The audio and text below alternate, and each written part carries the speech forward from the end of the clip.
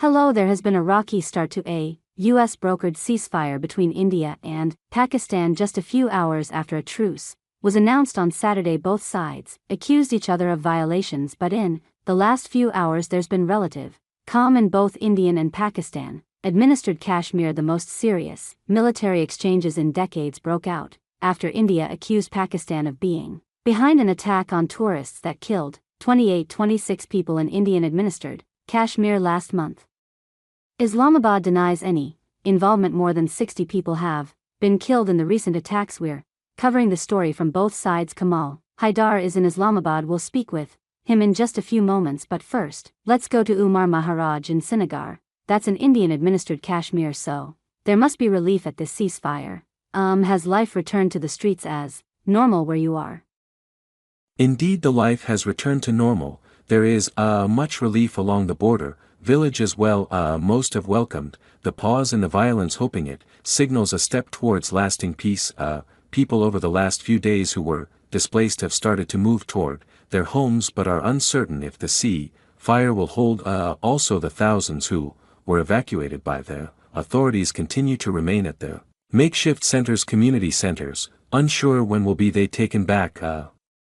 On Saturday, as a ceasefire was announced between the two countries, the streets were full of life. However, in the evening, when the loud explosions were heard and objects seen in the sky, in the parts of Srinagar and in parts of the Jammu Kashmir, it created chaos as everyone started to run for the safety. But for now, the guns have remained silent. The business owners are also hopeful that peace could bring stability in the region.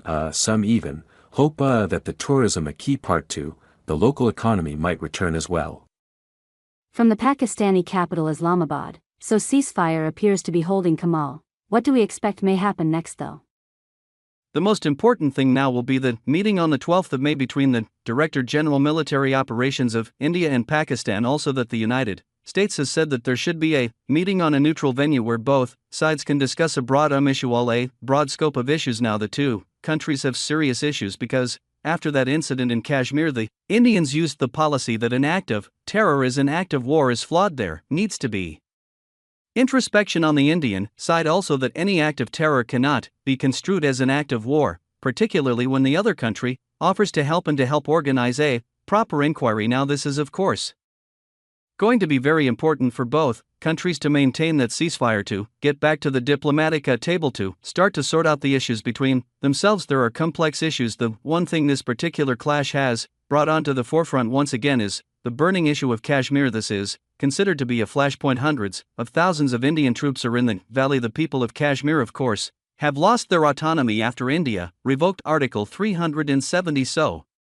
there will be big questions and introspection as to why Modi went for such an extreme option, because it is after all the Indians who crossed the international border, carried out surgical strikes, what it calls surgical strikes, and then upped the ante by sending suicide drones, which prompted Pakistan to react very strongly. It was perhaps that strong reaction from Pakistan that caught the attention of the world. To try to defuse this, friendly countries were frantically running to and fro between New Delhi and Islamabad, calling the army chief and the prime minister and the foreign minister to cool tempers. But at the end of the day, it was the United States that prevailed in arranging that ceasefire. So the important thing now will be that ceasefire is maintained and that the two sides start talking as soon as possible.